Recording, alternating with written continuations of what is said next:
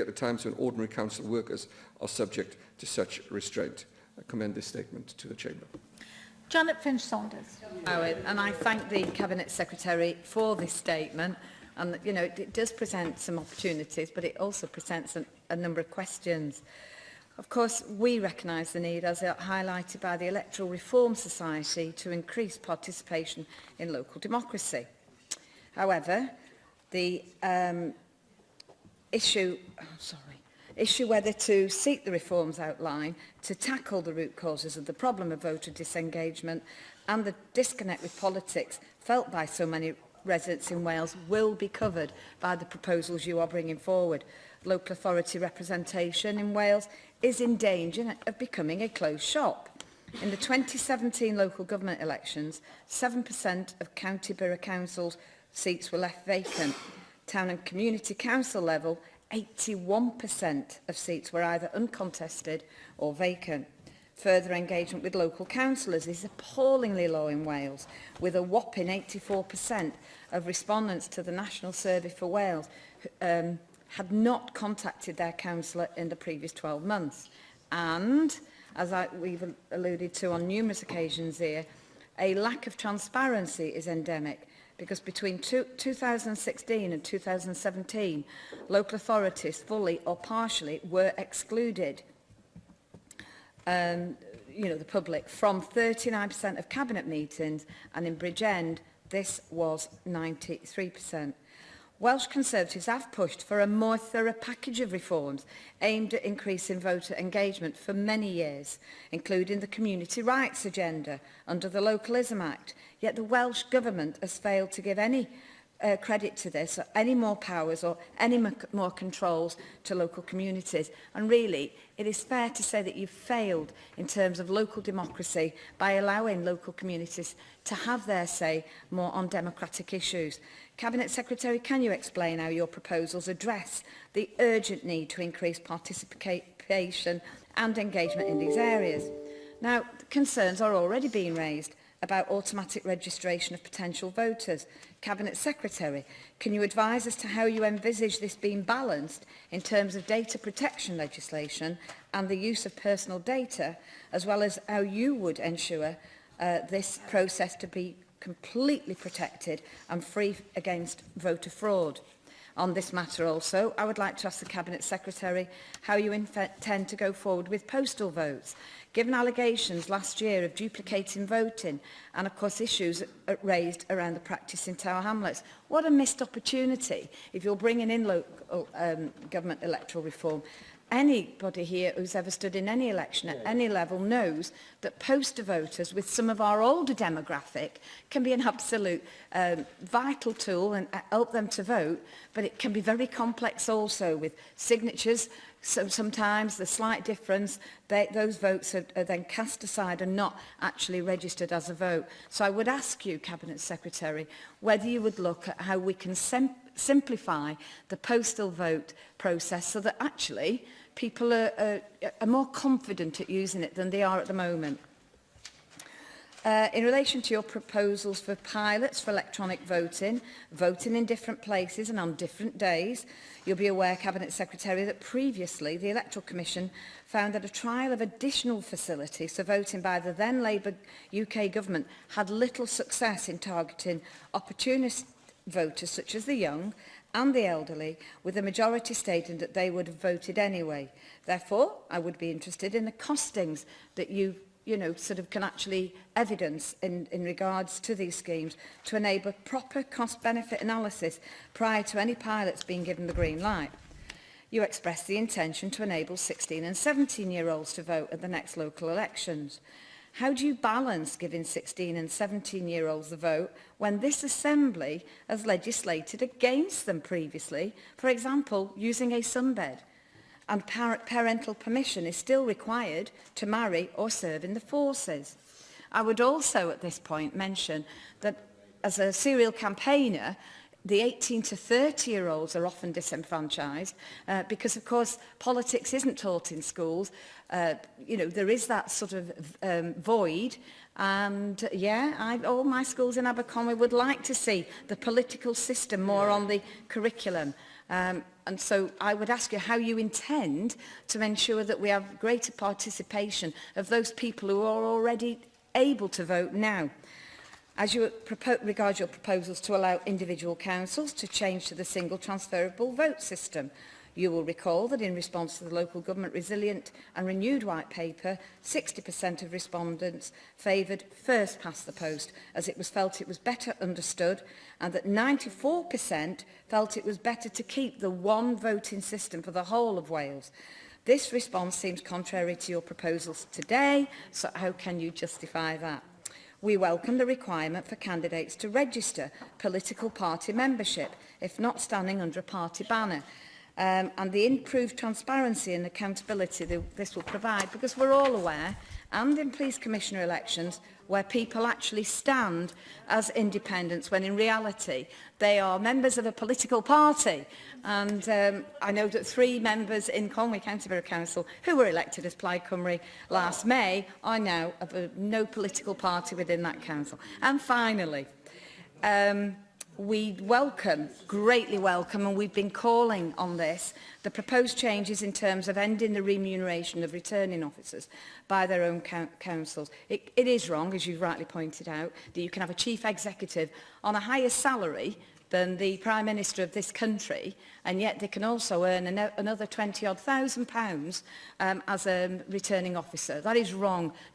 If you're stopping the double jobbing of Assembly members and councillors, then you should be looking at that, and I endorse that.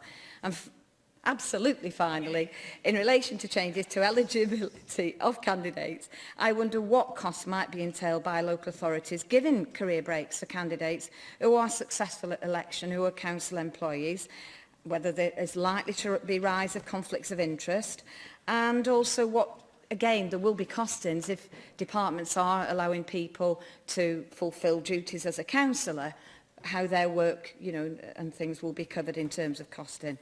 So I think there's a lot of questions there for you, Cabinet Secretary. I look forward to scrutinising this as it comes forward.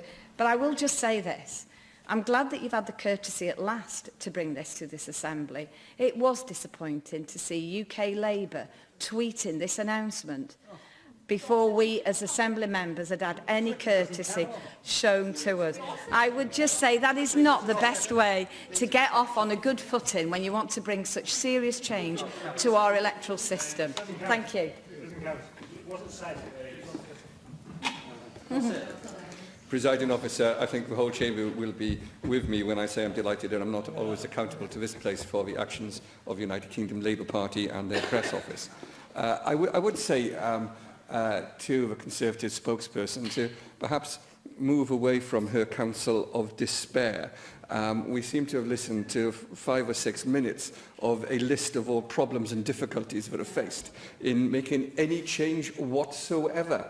I have to say to the member concerned and to other members, we will increase participation when we persuade people there's a purpose to voting, and that voting can change something, and that voting can have a purpose in shaping the future of our communities. Simply listing problems facing people does not, I would suggest, inspire change anywhere with anyone.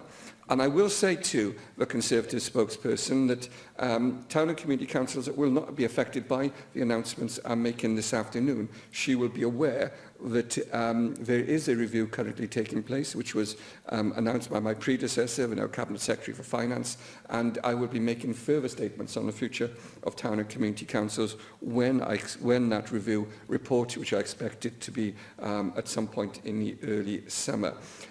Can I say, in terms of attempting to answer at least some of the questions that she has asked this afternoon, that this is a part of a package of reforms.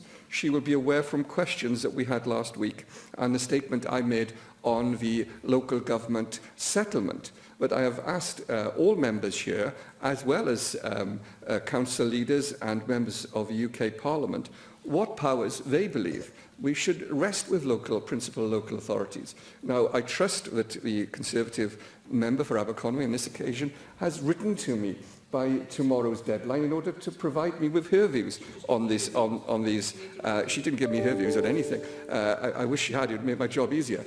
Let me say this. So I can only presume. I don't want to get into the issue here of what emails have been sent or not sent. But I presume that she will be writing to me this evening to provide me with that package of proposals that she has. I am putting together a series of reforms to and with local government to underpin local democracy, to ensure that we do have participation in local elections, and to ensure that local councils and local authorities are more powerful in the future than they are today. This is a part of that package of reform. It is not the totality of that package of reform, and it is also the first statement that I make here on the whole reform process.